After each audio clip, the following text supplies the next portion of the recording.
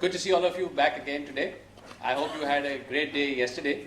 I had admittedly a bit tiring, but I'm glad to see all of you back here very refreshed. So this morning, today we'll be having sessions which are related to helping you to become CIOs. And the first session today is about thinking strategically about IT. And this session will be run today by Mr. Kunal Pandey.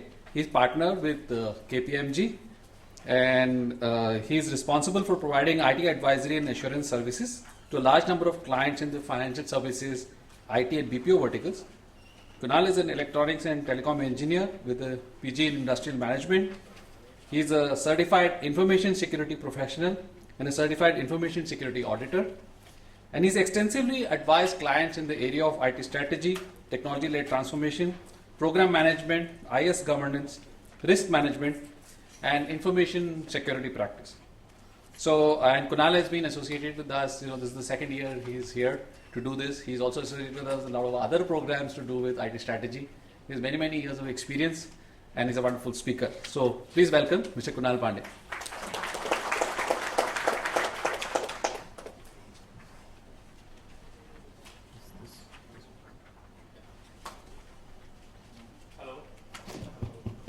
Hello. Good morning, everyone. Good morning. So, as Giri said, it's a pleasure to be here and in front of you on this subject, which is close to me.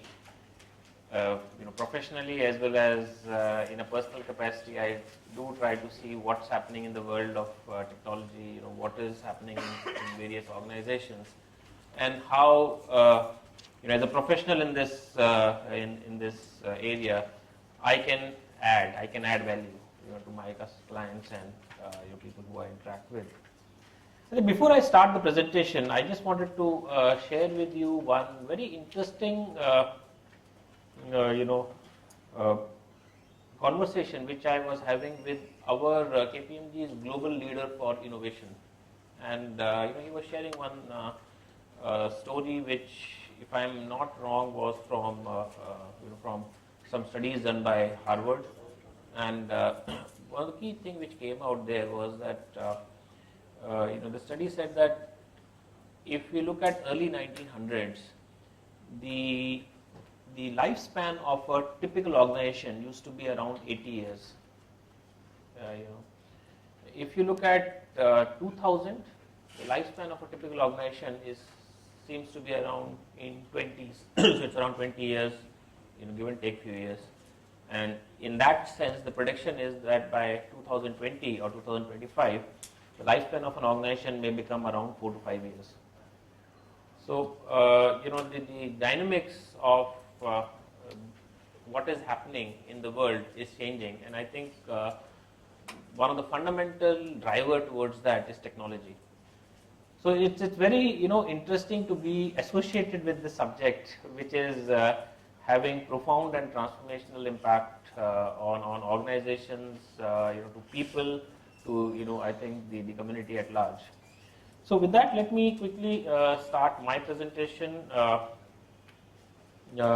course, a brief introduction was given about me, so I'll not get into much on that. So with this briefly, I'm part of the management consulting practice of KPMG and focus on technology, and I lead technology for the financial services sector. And if maybe for want of better word, I will be in front of you maybe as a professor, for next 90 minutes. So I would really encourage that we make this a more discussion and conversation oriented talk rather than a one way, because otherwise IT strategy kind of subject becomes too theoretical. While I'll try and sprinkle in my experience to make it a little bit interesting, but it will become more contextual and more relevant if we have a to and fro question. So feel free to pose questions, although we have a time limit and we have to adhere by that, but within that we'll try and make it more discussion oriented. So, as I said, number of things are changing. And I think the whether you look at beauty of it or the challenge of it is that these are changing together. It's not that everything else is same, and that's where the challenge also comes in, that which one do you pick up and what do you do? Is it relevant for you? It is not relevant for you. So if I look at some of the examples, we had desktops, we had laptops, and now many times I see when people are going for meetings or discussions, they don't have any of these. What is primarily being used is mobile phones and tablets. These two tools are enabling a lot of things. Some of the business dimensions are changing around it. Look at it in a different way. We had the pencils and notepads. Now we have Evernote. There are various tools, technologies which are enabling people to do things much faster, much better. We had meetings and whiteboards, and now which is what we use. And now you have not just things like WebEx, but going beyond Tibber, Yammer, etc., where distance is suddenly becoming non-relevant. It's no more relevant. What is happening? As I started with, technological changes are coming in a very fast pace. These are impacting things in terms of the entry barriers. If you look at it, many of the top 50 companies in the world by market capitalization, they are technology-driven companies, and those are there because of certain idea. It was not a huge capital investment which was required to really set those companies up. So the entry barriers are not there, which means that if we can do something which is innovative, which is faster, it helps us. But at the same time, if you sit back and don't do anything, it could be disastrous.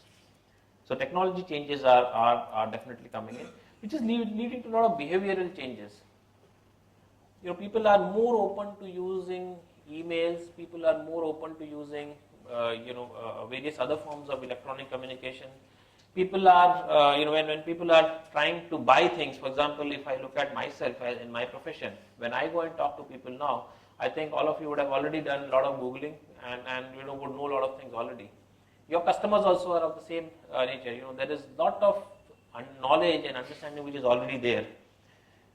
People are adopting different, behavior mechanisms wherein there are studies which show that in India, for example, buying habits on the internet are growing, and they are growing in an exponential manner, where a lot of business is happening on the internet. Now, these are changes which are very much related to behavioral aspects, and once the comfort and sense of understanding about these aspects become better, the growth will be further accelerated, and that is where market is changing. Marketplace is changing. Think about it. 10 years back, or even maybe 5 years back, no large retail organization would have thought of something like Flipkart. Today, it's a competition to a lot of large retail organization. In fact, globally, if we see an organization like eBay is giving tough time to a lot of retail companies. Organizations like Google and even not just Google, maybe other organizations who are having a lot of these communication mechanisms, even like WhatsApp, they are giving tough time to telecom companies. There are predictions where telecom companies are saying that voice-based telecom revenues will not probably grow fast, and they have to shift to value-added based revenues. The geographical geographical distance as well as time is changing dramatically in terms of the time taken for anything to do is changing dramatically. There was a discussion which I was having with some of the people from finance side. Think about payments and why banks are there is because if I want to make a payment, so if I want to make a payment to you, sir, if I'm standing next to you, I can pull out my wallet, give you money, and we are done with it. We don't need a bank, right? Why banks are there is because many times you're not sitting here, maybe you're sitting at the end, or maybe in some other city, or maybe in some other part of the world. And that's where I need to give money to somebody who I trust, which is a bank. Bank does whatever it does and make sure money reaches you. But if I can do this, transaction in a very controlled, secured manner in less than a second, do I really need a bank? And the answer to that is no, and which is where some of the business models are emerging, where there are common marketplace, where there are people who have money and who can give money to people who need it, and they are giving it at a cheaper rate. There are some of these services available in US. I'm not getting the name of that organization. The organizations like telecom companies are, for example, if you look at Kenya model, Safari, .com, that is really transforming the way payment is happening in that organization. Certainly, if you see, market space is adopting and changing based on what is the difference which is coming in. So, what does it really mean for all of us? And it could mean different things for different people depending on which part of the journey the organization is in. So if you are, for example, part of a global organization, and if you look at your home country, maybe what is an important thing is you need to look at what capex and opex spend you are doing, because today's world, because of the change, because of the pressure on costs, every money saved is every money earned. So how can we look at what can be done in maybe capex or an opex manner, depending on what is the context of your organization? How can productivity and utilization be be improved? And some of the things are driven by that. So if you look at a lot of technology solutions, whether it is around virtualization, whether it is around mobility, these are impacting some of the other of these aspects about productivity, utilization. Global governance is becoming very, very critical because regulators are coming very hard, and a CIO, which is part of a global organization, needs to be aware of this. So, just to give an example here, ad for recruitment posted in, let us say, a US market, if it says, please give me your details, name, age, sex, and what are the educational qualifications. In some of the Western markets, you're inviting trouble because you're not supposed to ask gender-specific information. Even if in your organization you are doing it in a pure, very, I would say, ignorant way, and the traditional way it is being done in the country, but in a global organization it will suddenly change. So governance is becoming very, very critical. You would have heard, I think last 10 days back or so, in India even TRAI came up with a market communication that if banks do not take action to prevent pesky calls to customers about sales, they may take a decision to disconnect telecom networks. Of course, then they also added that doing this will be tremendous harm to the society and the country as a whole, so they will not do it. But the very fact that they are talking about this is a huge eye opener and a huge problem which could come in if we are not taking cognizance of that. Consolidation of global IT supplier base, that's another thing which is happening, again from a perspective of how you make it standardized, how you make it more cost efficient. If you're part of a global corporation and you're looking at emerging markets, again things have to change. You can't simply implement whatever is happening globally in Indian context, for example, because the cost dynamics are different. The services sometimes are much less expensive as compared to services globally. But at the same time, when it comes to products or or technology components, the cost is other way around in terms of at least on the ratios. There is a need to see how you can grow faster. Suddenly, growth becomes more important than cost. So, what is that link to the strategy of the business? The growth is becoming more important rather than, for example, cost. If you're part of a global organization who is, let's say, rolling out things in an emerging market. Infrastructure services to support growth. The last thing which a CEO will want to hear is that I can't roll out a product or a service to a particular geography because technology is taking time to be enabled. So can branch rollout be done in a matter of a day rather than a matter of a week, or in a matter of 4 hours rather than a matter of 2 days? Can that be done? And of course it can be done, but that has to be through a strategic focus on it to make sure the entire capability is rallied around it. It will not happen by default. I'm sure some of you would have done it, and that is only because you have focused on it, tried to rally around that particular objective.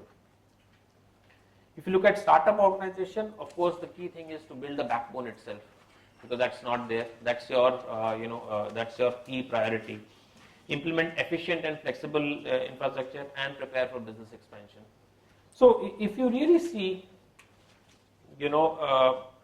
what you need to do really comes into picture in terms of some clarity.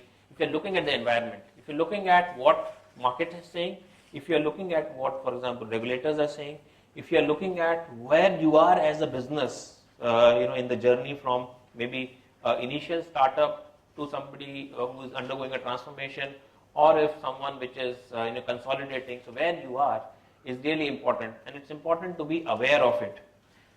Burying your head into maybe a cocoon and not looking at what's happening outside can, maybe sometime give you, allow you to carry on for some time, but of course it will not help in driving that transformational change. So how do you really, make sure that you are driving? And that is where I think the most difficult point is to make the choice. How do you make the choice between two things? There is something which has to be done, and there's another thing which is also equally important which has to be done. So how do you really, say that I will let go one and focus on another? And that is where the strategy is. So what are you doing to make sure that you can make the right choices which have a balance between long term and short term? And that's where the crux of it comes in. And let us then see, what is the strategy, so that we can spend some time on maybe what are these, drill down factors. So strategy is an overall statement, and it brings in its degree of grayness, if I could say, in terms of what has to be done. But what are some of the factors which can give in degree of clarity to us to say what business is really looking for? So what is a strategy? Of course, if you look at an expert view, by the way, who is this person? Can somebody tell me? Sorry? No, not Steve Jobs.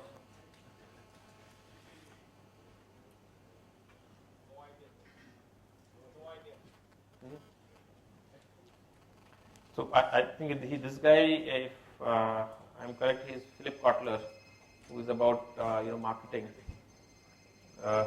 and he defines a lot of strategies about to companies in different areas. But what is he saying? I think it's not important about who is this person, but as an expert person, what is he saying is the strategy is about being different.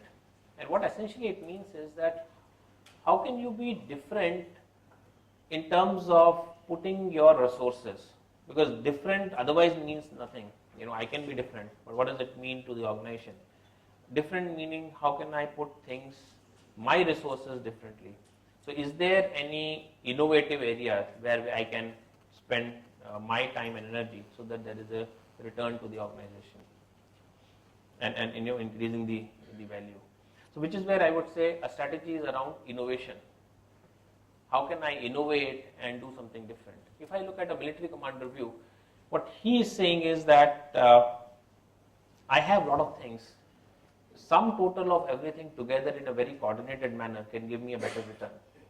So how can I make sure that I deploy everything which I have in a manner which gives me the maximum output? So strategy around running itself is a strategy. Where do I focus more?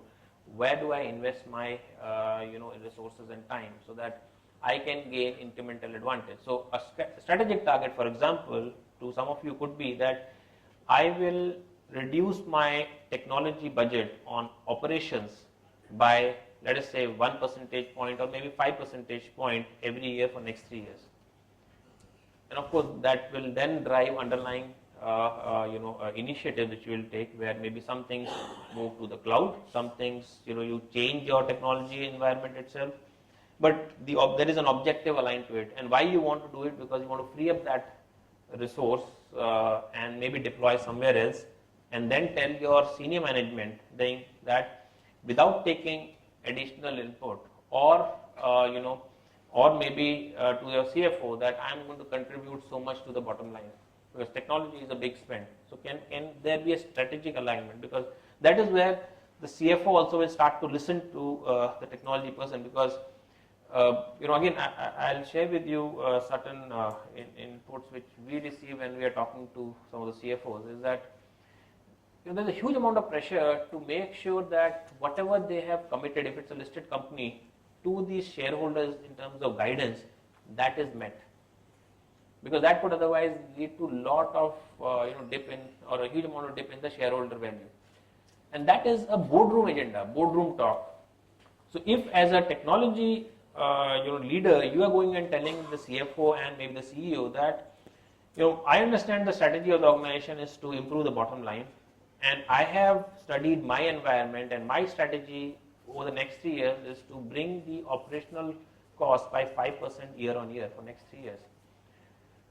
You will suddenly see there is a, eyes and ears will light up, or will be attentive to what you're saying, because you are now attacking a boardroom agenda. So how do you make sure that, for example, the next one, the military commander part of it, that you are marshalling all the resources together to achieve the same objective, either a better objective or same objective with a lesser cost. Executives' belief would be choices. So again, which is where you as an individual would need to make choices. And how do you make choices is by being more aware. So these are, some of the ways in which I would say strategy is. There could be various other ways. I don't know.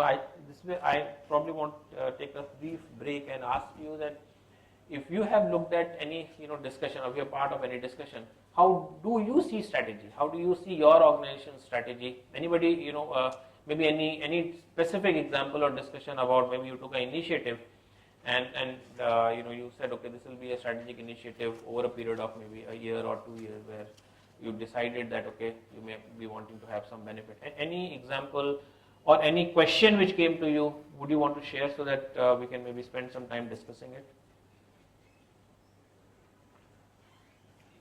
Yes, sir. How it is linked to vision and mission of any organization? I think the strategy must be linked to that. Yes. That is the opinion that I have. Yeah.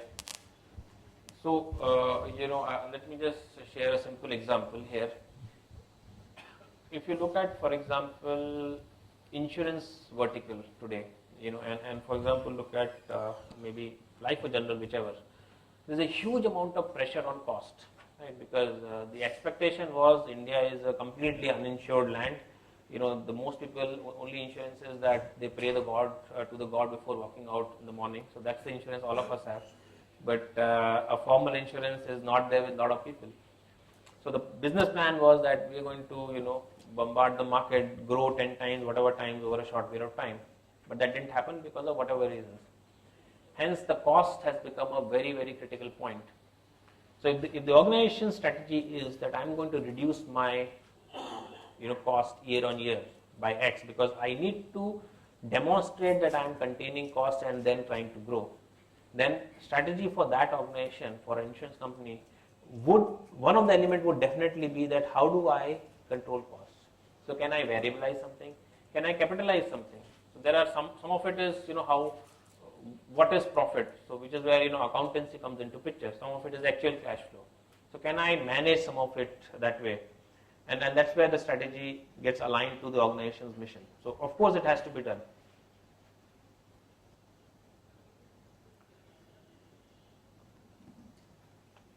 So as I think we discussed in this example also, it is about CIO's play.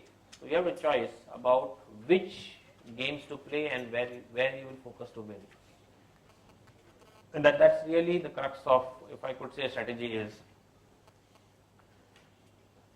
So, it could be looked at from both dimensions. How it is aligned to business to enable business, as well as at the same time, how it is enabling business. So, sometimes business is driving IT strategy, sometimes IT strategy can drive business. And business driving IT strategy was the example which we just discussed about cost. IT driving business, would be around some of the new business models which are coming in. This one of the banks which, when it went to Europe and I think to German market, Indian bank, they decided that they'll only go internet. There'll not be any branch, and they'll only go internet. Direct banking would be the mechanism, and thereby the spend which goes into branches, that will be saved, and that was then used by the product teams to define their products. So they were able to offer maybe a slightly higher interest. Now that is where technology can drive business strategy. Now sometimes what will happen is, and this is what I see, is that even some of these initiatives do not come many times from the technology organization, but they come from outside. But that is where it is an opportunity for all of us who understand technology better than the rest of the organization to see what can be done so that some of these business needs can be fulfilled, or somewhere a new business opportunity can be created. So which is where your point about, or my point about, are we being aware of what's happening, or are we putting our head into the ground and saying, okay, I don't know, I don't want to look at anything outside, I'll just do whatever I'm doing.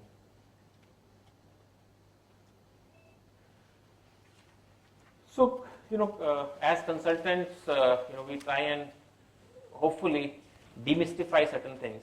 So these are the 5 things which I say would be important when it comes to IT strategy, and we'll spend some time on each one of them. So first one is business IT alignment.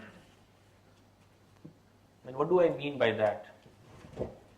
If you look at the entire organization on 2 dimensions, one is strategic dimensions, which is where what I want to achieve, which is around the vision, mission, saying what is that I want to achieve. Maybe I want to have a pan-India presence. Maybe I want to, as a top line, be among the top 5 in the country or among the top 3 in the country.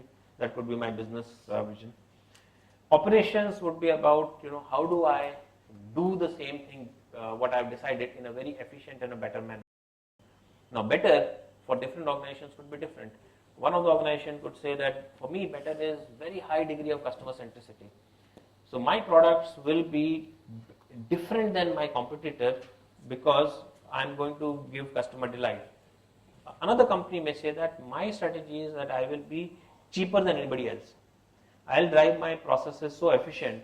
I may not give all the bells and whistles, but I will give a value for money, a good product, but at a very low price. So that could be that the strategic initiative will lead to operational changes. So IT again has to be aligned to that. So when you look at a strategic level, what are the competencies hence you need to build? And these competencies can be built in-house or through outsource, but these have to align to the business needs. So if your competency is to say that I am going to give a very high quality of experience to my customers, if it's a service-driven organization where you're exposing your environment to the customers because you want them to experience what you're offering, then the technology will require you to have systemic capabilities.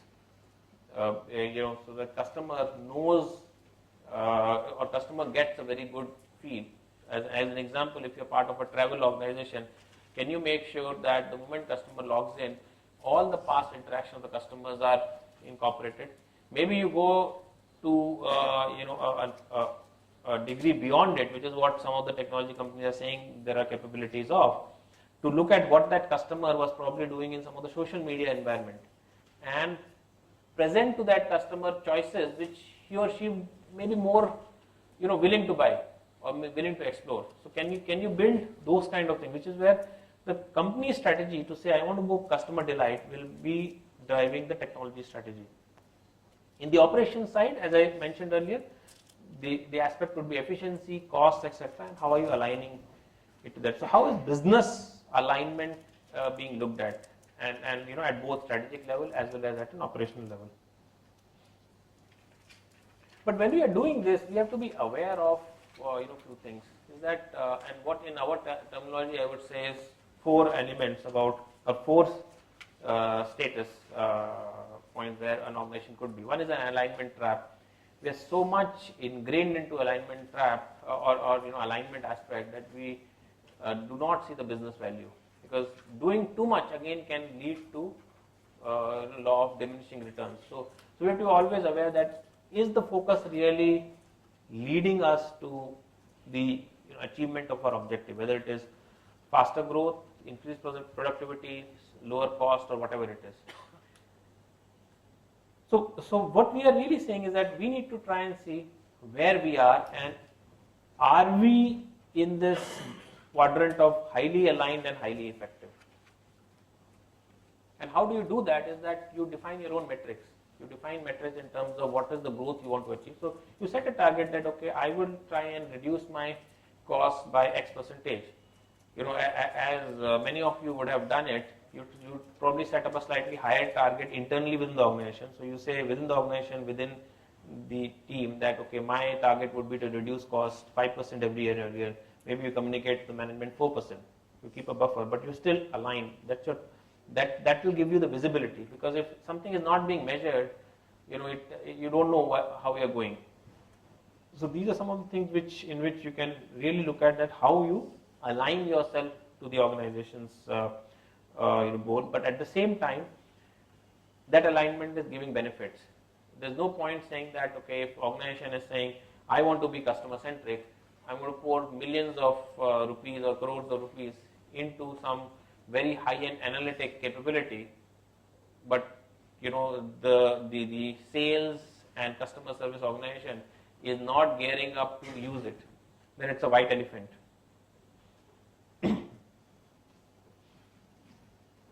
So that's what I think we need to be in. Investment management. So investment decisions are made when alignment is uncertain. That could be a challenge. Business objectives, could be jeopardized if these things are happening.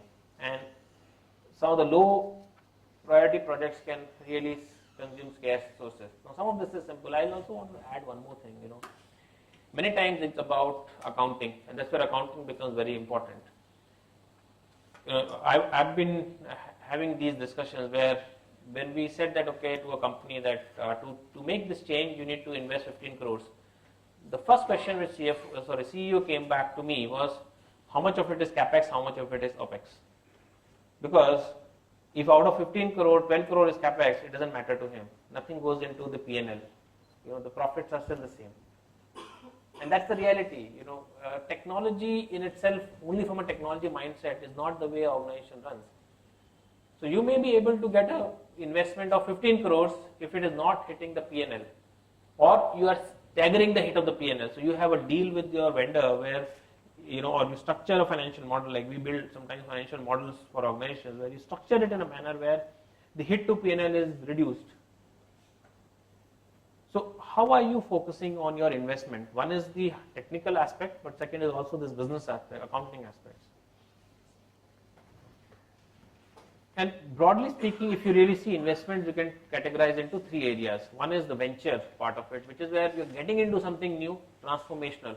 So if the organization as a whole is trying to do something transformational, you do that. Or you do it from a perspective, you will do transformation which will help organization do transformation. So these two there is a difference. If you're going in the path of transforming the organization, then my recommendation would be you first make a business plan about it, what transformation will be there, because IT alone will not transform. Once you do the building, the rest of the organization has to start using it and leveraging on it. So then the route has to be that when you are doing the capability build, then you talk to the business leaders, maybe the sales leader, maybe the marketing leader, maybe the CEO, CFO, say this is what you are trying to achieve. Is this something which will be good for you?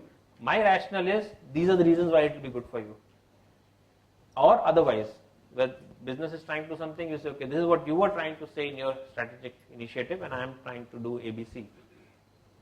Growth and discretionary would be around projects and whatever growth organization happening. So maybe if if it's a bank and it says I want to open a lot of point of presence when it comes to payment side. So a lot of ATMs, lot of initiatives on the internet channels, lot of point of sale terminals. Then that means that I need to build my capability around ATM, not just on the basic capabilities, but also around fraud, also around partnership with a lot of other ecosystem players, because that's where the customers will get attracted towards my offering. So which means the technology has to grow in those directions. It cannot be just pure play operations. So are we understanding what is the need of that growth from a technology perspective, and then trying to build our case? And then the final thing is run the business, because lights on is, I think, the fundamental requirement. If there's a problem in lights on, the entire business leadership will say, leave everything aside, I want to make sure lights are on. So we can't ignore that, of course. And I think that's bottom line. In today, with the IT assuming the lifeline of the organization status, this has to be there. But are we looking at all the three, or are we getting too much bogged down with this only? And that is sometimes we see as a challenge. Senior people who could be doing lot of things around here and here are spending a lot of time in this area. So can you free up their time? It's a difficult decision, because the moment you start doing it, you will find that no, there is a higher degree of risk that something may go wrong here, because your trusted people, your trusted team members, or sometimes you yourself will say that I am going to give 100% assurance that nothing will go wrong. But if you do that, then there's a risk of leaving out things here. How do you do the balance? And you have to keep on challenging yourself. So first and foremost thing is that think and try doing something small. What is important when you're doing it? Of course, a very strong project governance. You have to monitor what you're doing very clearly. Transparent in costs, because costs are something which is very, very relevant. CEO, CFO, or any of the heads will be very, very particular about costs. And how do you structure the cost, as I discussed on from an accounting perspective, becomes important. Explicit operating vision and business process owners alignment. These are some of the important things. Then the bottom two are very important, because otherwise, we find this thing which I want to talk a little bit is what you are saying and what other person is hearing is not aligning. We are saying a lot of things, but the other person is not understanding it, because the technology language, the engineering language is not something which, for example, a marketing guy or sales guy really understands. So what are capex and opex elements? So hardware, software, accommodation, external services. These are all generally the capex areas. You can structure all of these capex. Operational element would be maintenance, leasing. So same hardware, if you convert that into leasing side, it could become a opex. Now, if your objective is not to really focus too much on profit, but actual cash flow, somewhere moving into leasing could be easier, because the reduction in profit also means reduction in tax. And let me tell you, a lot of businesses really thrive by working on this, if I could use the word tax arbitrage. The tax which a company would pay if they don't do anything could be 30%, 35%, 40%. But then there are companies, which do so much of, if I could say, innovation, where the tax liability comes to very low. And the simple, example to prove that is the government introduced what is called as MAT, minimum alternative tax. So if you do too many things and your tax liability comes very low, you have to still pay something. So this is a huge lever which is very close to CFOs, CEOs. So can we align some of it by that way? Can you start thinking, because those are some of the new opportunities for us to bring down the overall cost as it is looked by the organization. It may not be in the cash flow basis only. Measure and monitor performance. While we looked at some of it, but it's important to measure it from a strategic and business needs perspective. Look at what is the best option hence to meet that objective, and then have an appropriate budget around it. So what is that one could look at from a routine perspective and non-routine perspective. So I think some of it is quite straightforward. So you have to define what is your IT investment in terms of what are the amounts, what will it be used for, what is the structure of it, OPEX, CAPEX, what is the timeline. All these become very important. Gather data, because if you can demonstrate something by data, nobody questions it. So can you gather data? Can you build in certain things to gather data? Identify the baseline, and how you can identify baseline, your internal past data as well as industry inputs. Then you identify the baseline. Determine some thresholds, because you can't keep on going ahead. If you're doing better, can you increase that and demonstrate better value to the larger organization? If you're not going in the direction where you want to go, can you change your course? So what are the thresholds? Monitor thresholds periodically, that's why. Report to business and IT manager. Again, if you have the clear baselines, if you have the clear metrics, you can report to them better. What is the savings you're doing to CFO? maybe what is the reduction in turnaround time to a customer service customer, to a customer service head or a sales head. So those are the kind of things which are important, and initial corrective action which is there. And sometimes that could be a non-routine process of, which is like simulation. You do a benchmarking study. We do a lot of such work for organizations where they want to take a check on whether it's going in the right way, and this is what they want to demonstrate, because sometimes it's also about CFO and CEO demonstrating to the board. So it's not always that things are not going right, but maybe there is less of visibility to the board and CEO level, and that's why that is what you need to demonstrate to them. Trend analysis to see what is happening as a trend internally within the organization, externally, and mixing that. Performance reviews. So these are some of the things which are important to have a structured approach. Now, all of them may not be always applicable in the same amount of detail. A smaller project may not require all this. Larger project would of course require all this. Some of the scorecard which I would say is, let us say for example, percentage of initiated project without business case. These are not something which is an important thing one should have. Number and frequency of new IT product launches. So what are the number of new products which are launching? If the organization is really wanting to go for customer delight, then are those products more aligned to customer? And that's where you can say, okay, a business metric of the organization was I want to do this. As a technology, I am contributing so much. So is my alignment to the business happening there? Which is on the innovation side and some of the other areas like incubation cycle. Can I reduce my incubation cycle? Because again, I see this many times, I hear this many times that technology is not allowing me to roll out new products. And this 3-4 years back was a huge ask which was there on the securities broking industry. Every new day a new product comes in, and the business says technology is not moving. So how can we proactively think about it? That those are small differences which could make a difference in terms of your individually, the way you are projecting your contribution to the organization and really making the difference. Both are important. Process side of it, increase in productivity, reduction in cost. Incident backlog, can we reduce the incident backlog? Can we say that, okay, not just incident, maybe customer request backlog. Can my technology be enabled to reduce customer backlog? So one of the things could be that can I have some kind of a trend analysis mechanism so that I can enable even the slightly junior officials on the ground to be able to respond to customer queries faster, rather than letting the customer queries coming into the core center. So can my technology enable that? Technology wise, there are mechanisms, right?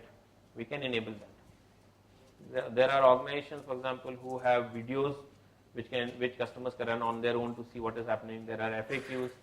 The FAQs by way of some analysis are also provided to the customer service agents at the front desk. So most or large number of queries can be addressed by them rather than letting them come in to more experienced people. So can those things be done, which is where the process goes, improves. Finance, I think we did discuss somewhere, but another important thing is project skilled. So that is again an important area where based on analysis you found that some project is not meeting the objective and you kind of killed it. So that again gives a very huge demonstration that you have control of what you are doing. Because stopping something is not very easy.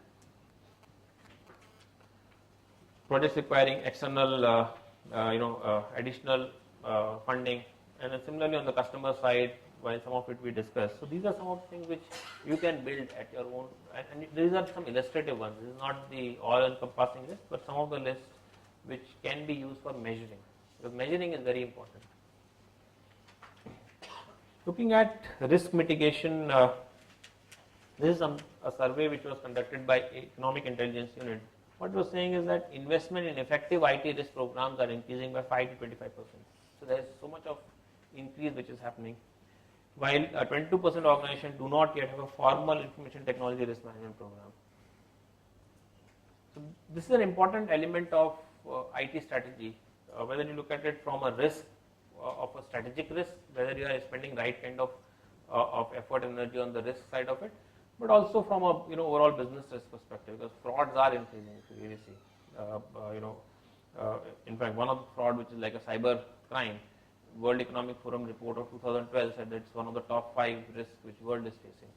So if that is what is happening, then of course more effort is here, is required. And some of these statistics, just kind of going into a different idea here, could be used to convince to the organization that some of these spend is required, it is needed. Because if the world is doing it, if some of the organizations who are spending a lot of time and energy on some of these areas are saying this is what is happening across the world, those are levers to say, okay, as an organization you also need. So sometimes convincing that helps. Of course, the best way to convince a business is to have regulators say that we have to do it. Then everybody agrees.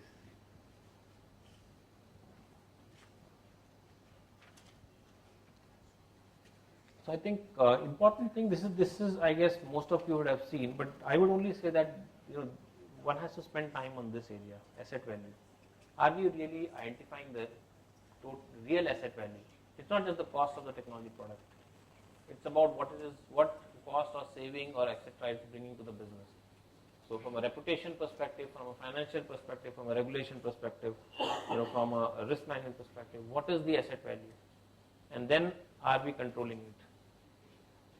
I think that is important. And some of the things which we have seen, where the risk really kind of goes beyond an acceptable limit is governance, not being followed in a right manner. So many times out of culture or otherwise, we tend to spend more time in action rather than time in planning. So I'm not saying you reverse it, but is the right kind of time and effort going on governance. Complexity, too much of complexity again creates a challenge, and intention to risk. So are we aware of what's happening? So risk can come in from external side as well as internal side. Are we aware of it? Just an example I will give you. One of the recent frauds which have happened in the payment industry. What I understood based on my discussion is that the organized people try to infiltrate the organization, the perpetrator, infiltrate the organization and get some of the people recruited in the team which was managing the technology environment. Now that changes a lot of dimensions, right? We typically say that within the organization, everybody is trusted. One of the things, the biggest debate which I sometimes launch is the administrator access to your core system would be typically with one person. But if you have to cut a check of even 20,000 rupees, 2 people from finance department have to sign it. So, where is the risk? So one has to kind of keep on, thinking about some of these things, and which is where the inattention to risk could be a bigger problem. This is one of the mechanism. I'll not get into details, but to say that severity impact as likelihood of occurrence. If we kind of do some kind of simulation around it, then we can identify which are the areas where we don't want to be there, which are the areas we have to really control, and which are the areas which are in the right level of health. Coming into last piece, which is effective communication between IT and business, and this is where a lot of things create a problem. Let me start with a lighter example. I was having a discussion with my colleague in office and said, CIO of this particular mutual fund is this person. So I said, no, I know him, he's a CIO. And the other guy also said, I know the CIO, and he was taking some other name. So this friend of mine was from a risk, the operational risk area. Both of us were right. The problem was he was talking about chief investment officer, I was talking about chief information officer. So that is, sometimes it could be as simple as that. What are we really talking about? Is the language correct? We assume a lot of things that others will know, but others may not know. Right? So how can you make sure that you explain in a manner where others will know? I realized this when my father, he was in army, he retired quite some time back, currently more than 70 years. He said, can you please explain to me what is internet? And an expert in the area, but I was just scratching my head. How do we really explain to him? So he was asking me, how does email reach this? How do you open that email? So how does it reach there? And he was in his mind, he knows the physical email. So you write a letter, postman comes, picks it up, goes to the post office, the mail reaches there. So how is this mail reaching? And then how can you access the same mail after you access it from one place, from other place also? So it was a very tough time for me to explain. And sometimes, while I'm not saying the business leaders are not aware of technology, but they're not aware of a lot of things which we assume they're aware of. So can we cut all the jargon, can we cut all the complexity and try and explain to them in their language? And one language which everybody understands, while this is one of my favorite lines. So maybe if I have spoken earlier, you would have heard me saying, is like, while some of the statistics will say that Mandarin is the biggest, most widely used language, but I say money is the most widely used language. Everybody understands money. You go anywhere, if you show money, everybody will recognize what it means. That's the common factor. So can we convert sometimes into money? Even if it is difficult, can we convert? So that's where you can relate. So mindset differences, flawed IT governance, language differences, social influences, difficulty in managing changing technology. One of the things which is very important here is, as technologists, I'm an engineer by background, we like to have black and white. This is there or this is not there. You go to a marketing guy, he will never talk black and white. Say, is the percentage of success 60%, 40%, 50%, 80%? We will say black and white. So that's where things start to become difficult. Because in business, it's very difficult to get black and white. And especially if two sets of individuals, one is taking a decision based on some gray, and other is expecting black and white answers from that marketing person, then it's never going to work out. So can we adapt? We have to adapt, right? So how do we kind of do that? So I think these are some of the points which I would say, IT literacy to the top. So of course you have to package it in the right manner. So that is important, rationalizing IT spending. So what is rationalize? Where you need your spend, you need to explain why it is needed. Where you don't need, of course, you have to reduce. Evaluate risks and returns. So if you see in many of these things, money could be one of the elements which can help in explaining this context. And these are some illustrative words. The words could be anything. But money kind of fits in most of these. So can we make sure that we explain to people in the right language? In terms of profitability, in terms of maybe better customer experience, in terms of lowering the cost, in terms of being able to do more with less. So these are some of the things which are more understood by business. So can we align our communication in that manner? So watch out for, and this is something sometimes people say, having no strategy at all. So I'm a small organization, I'm a very, everybody works together, I have a strategy. But strategy is not about 10 people saying different things. It's about one particular topic. If my, let us say, CEO one day says, I want to do this, that doesn't mean it's an organization strategy. Strategy is about applying the mind and coming up after considered evaluation or decision point or 5 decision points. Because otherwise it can lead to any of this or all of this. Missing the big picture. So again, who is a CIO? Is he a chief integration officer because he has to be able to integrate with a lot of business partners, customers inside and outside the organization? Is he a chief infrastructure officer because infrastructure has to be flawless, it has to really be scalable, it has to take care of all business growth, etc., etc. To be intelligence officer, so while he's doing a lot of things in-house, internally focusing, but is he aware of what's happening in 10 different places?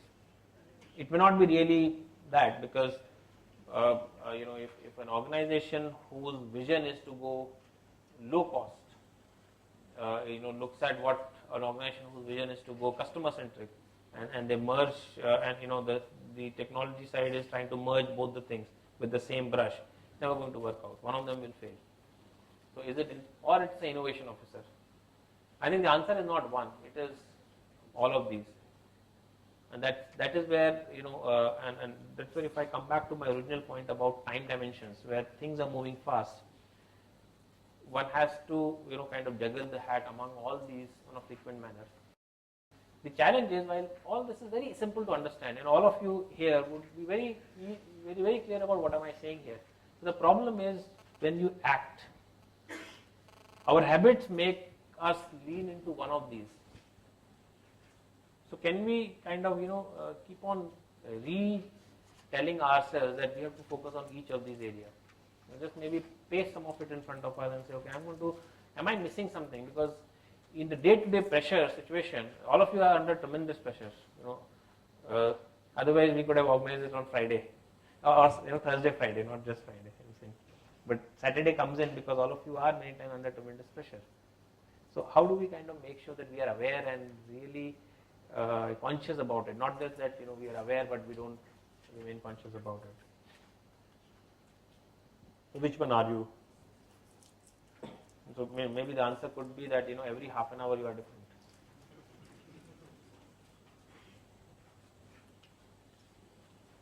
Okay, looking for business as usual as a strategy. Again, very important. So as I started with, can you have a target that over the next 3 years, my change management time which I take to deliver a product to customer or to my business will reduce by 5% on an average. That's a very good strategy from an operational perspective. Can my cost be reduced by 5%? Anything where you are contributing more in the day-to-day business, that's also important. Because a lot of time and energy is going on the day-to-day. If you really see your organization's budget and the time which you are spending, how much time you are spending on lights on day-to-day as compared to the innovative and growth-related elements, you would typically find that huge amount of time is going here. So you can't leave this area saying, okay, this will be done in a normal manner, let it go. We will have controls, reports, monitoring, but may not be a strategic intent to say this is what I want to achieve, and then try and find out how we can achieve it. And many times it can be done if you really achieve. So going into a little different element. If you look at these the online payments. Again, I'm saying more of these banking, financial services example because I am from that area, so I focus more there. A lot of innovations have gone into e-commerce, where if you see Indian statistics, the internet banking channel, even for a merchant payment, is the preferred mode, and that's not what came directly. Because if you talk about payments, nobody talks about internet banking as logging into the bank, your own bank account, and making a payment. General things will be you have a debit card, or you have a credit card, or you have a prepaid card. But in India, if you see, the internet banking channel for payment is the highest, because that's where the innovation came in on a day-to-day basis about how do I reduce hops, for example, for the customer. So some of it could be the low-hanging fruit, which is on the operational side of it, and we need to look at how we can do it differently. Strategic planning event or a process. So again, I think everybody knows the answer, but the point is, can we follow it? And that's where it is. I think, can we follow it? Can we practice it? Can we tell ourselves every day that we are going to follow this as a process and not as a one-off thing? And that's where the difference will come. Otherwise, this is something which is very basic. Everybody understands it. So when they say only 23% use formal strategic planning process to make important strategic decisions. The 23 also is, I think, a matter of perception, and you could relate in your mind that which way the actual would be, whether it will be northwards or southwards.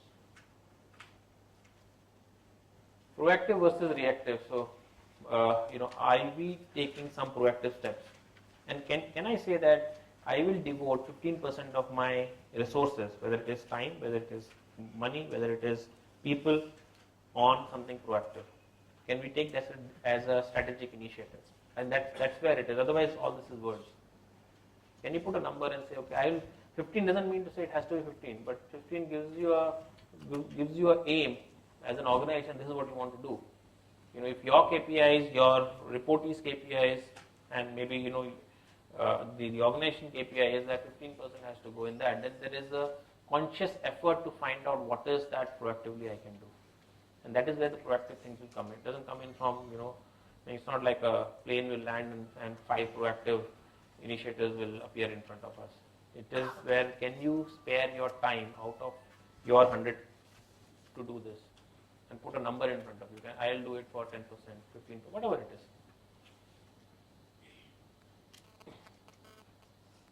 So who is the new CIO? Very interesting, but a contrasting statement. Happy CEO delusional about CIO's performance. So CEOs are saying that they're happy with the job of their CIOs. They are happy, but they don't know why. Then half have any confidence, fewer than half have any confidence in IT as a contributor business case. So which means they're not sure what is it. So this speaks a lot about the communication. Are we communicating in the right language? So this is another simple thing came in, that when a CFO talks to a CEO, does he talk about this accounting problem or that accounting problem? No, he talks about, I have looked at the numbers, I think it will be better for us to go for a debt raising rather than equity raising. Okay, it would be better for us to pay off some loan in advance, or it would be better for us to have a kind of maybe a package loan. So he's not talking about the nuts and bolts of the finance. He's talking about something which can be done to do, a profit difference, cost reduction, or things of that nature. So can we talk in the same language? CEOs are not interested in hearing that we should move from SAP version X to SAP version Y. They're interested in knowing this is what I can do. How I will do is, of course, I will make these changes, but this is what I will do. Can I go to that level of conversation? And then probably, this will be more than half, I hope.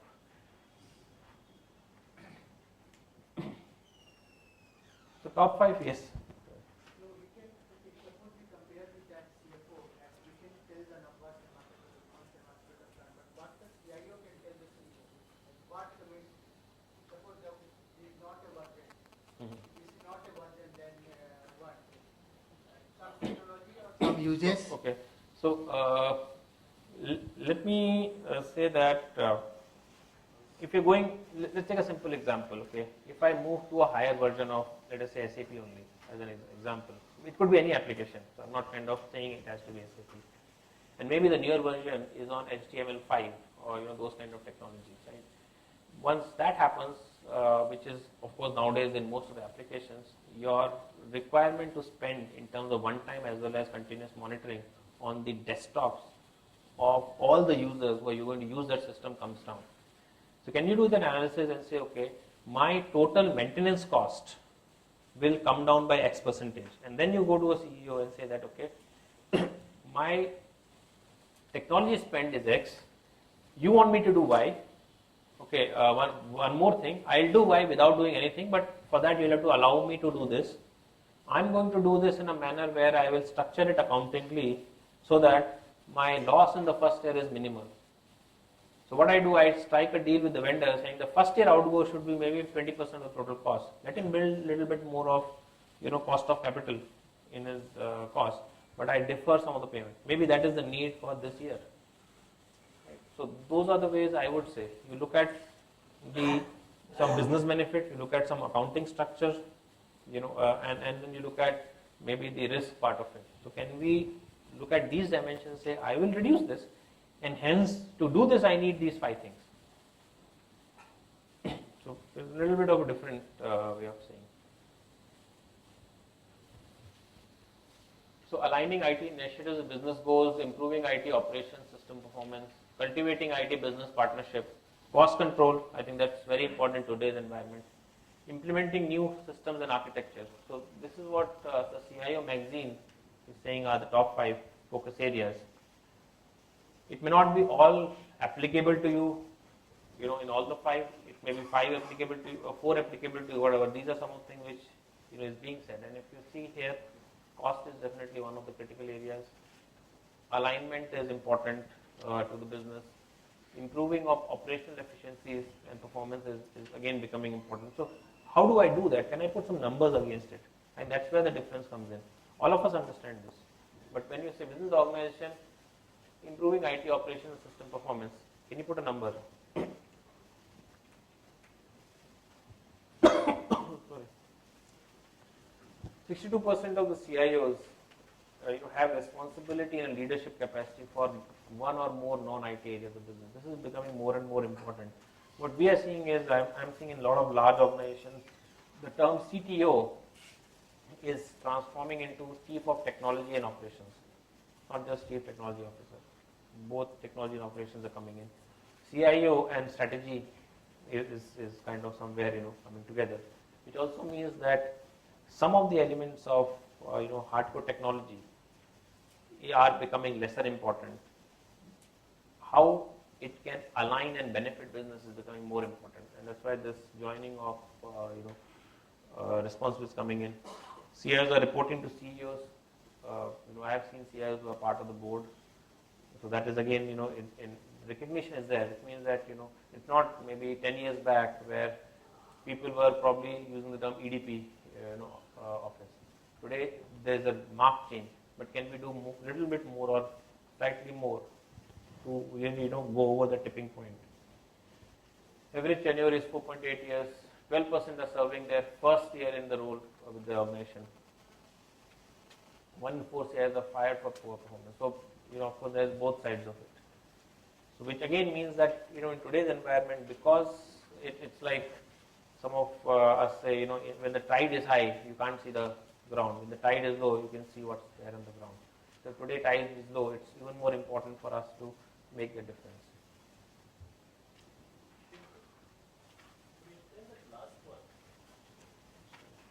This one in 4 CIOs.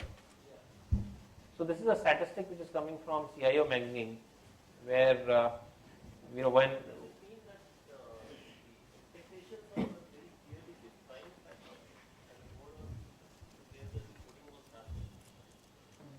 so I think which means that two things it could mean, because it's again something which we have read. It's not something which I have done as a analysis, but it's an outcome.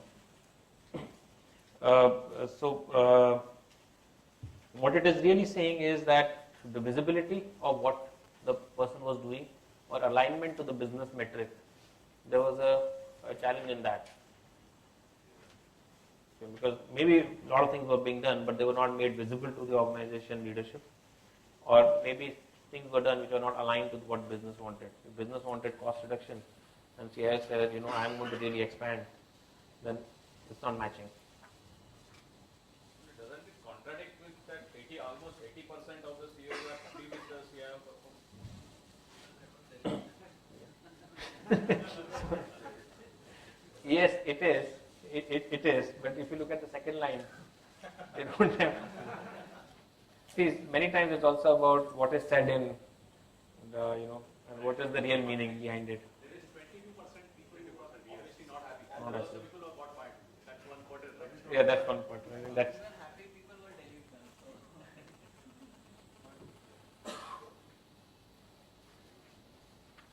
So I think from our side, what I would say in sum and substance is that CIOs need to be business people with a background and interest in technology.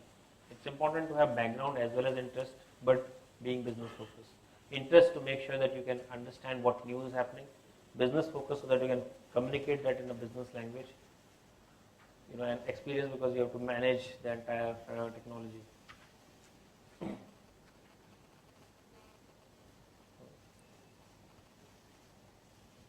some of the top priorities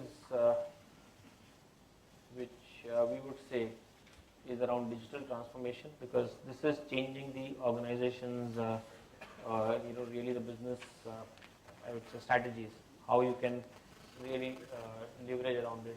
Enterprise mobility. Gen Y deals with mobile technology. They are so used to it. If you don't give them mobile technology, maybe they will not be able to really deliver what they are really wanting to. And we are seeing it. Every organization is going for some of the other mobile technology. Adoption of mobile technology for various internal and external usages growing up. Analytics and business intelligence. How can you make sure that you are putting your scarce resources to the maximum benefit? And there are studies where some of these large retail chains, Walmart for example, tracks the customer behavior. So there is a case study somewhere where I read that if a lady consumer is buying maybe the food items which indicates that the person is pregnant, after 3 months, the person will start getting mailers about what are the baby foods or baby, products which Walmart offers. So there's so much of analysis which is going around to say, okay, how I can go very specific to that customer. And this is where the analytics and business intelligence can come in. Customer experience management, I think we spoke about it. Collaborative association, that's very, very interesting thing. One of the very interesting example about it is, while it is not very easy to replicate, but if you look at this CAPTCHA, which is called, where when you're logging into some of the sites, you have this weird looking text which you have to enter. Google came up with something called reCAPTCHA. So there is a text and there's another text. And this reCAPTCHA there was actually a word which they had scanned as part of their digitization process, and the software was not able to identify what the word was. So they are using, all of us across the world to use our eyes and intelligence to tell them what that word is, so that they can add it to their digital catalog. And that's what is happening. So collaborative association could mean a lot of things here.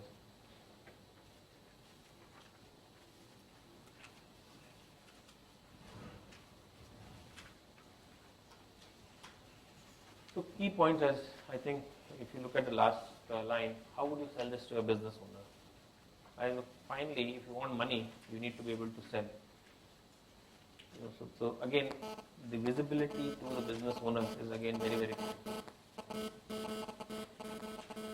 And I'm also coming towards the end of my time. Okay, we have to look. Okay, so let me try and quickly. So I'll speak about a couple of them. One is about brutal truth.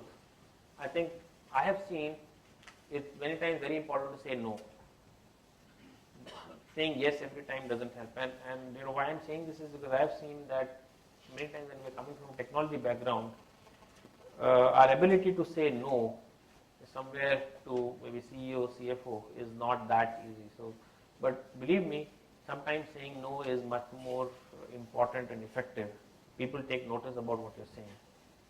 Of course, you have to have done your homework. I'm not saying just say no for the sake of saying no, but that sometimes is very important.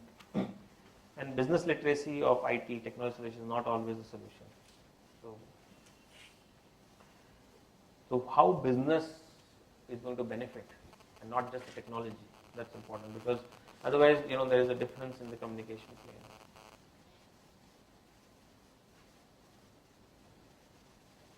These are some of things in terms of, when you're starting your journey, while you're thinking big, start small, because there's nothing which is, as successful as success. So if you can demonstrate something, even if it's a small stuff, it kind of, adds a lot of credence and weight in what you're trying to do. So can you say something big about, okay, this is what you want to achieve, of course with a plan, but saying as a first step, I'm going to do something which is specific and small, and that helps. And of course, deliver quickly. People do not have patience. So that's about it. I think I'm here for some more time, and maybe in the next break we can, I will be happy to have one-to-one conversation. I think we have a small quiz now, right? So thank you for your time, and any questions which are there, I am here. There are a couple of people from my team, who are also here, and we'll be happy to, have a discussion with you. Thank you.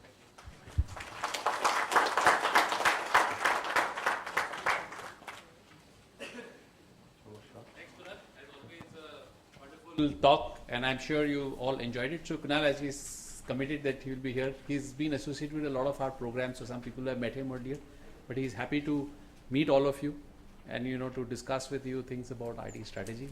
I know both he and his other partners have been very keen on IT strategy, and they'll help run a lot of programs, so people who have attended some of the programs know them well, and I'd encourage all of you to have a conversation with them and be in touch with them, and to benefit from all the experiences that they have. So we'll get on with the test. So if everybody could take out their test sheets. No sheets? Okay. Yeah.